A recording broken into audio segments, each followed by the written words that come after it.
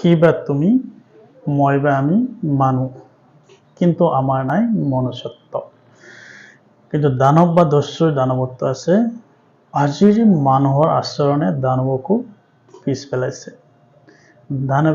দানৱে কৰা কামখিনি মানুহে কৰি আছে। দানৱ আৰু মানৱে কৰা কামৰ মাজত বিভেদ নাই, পাৰ্থক্য এটাই, আকৃতি বেলেগ বেলেগ।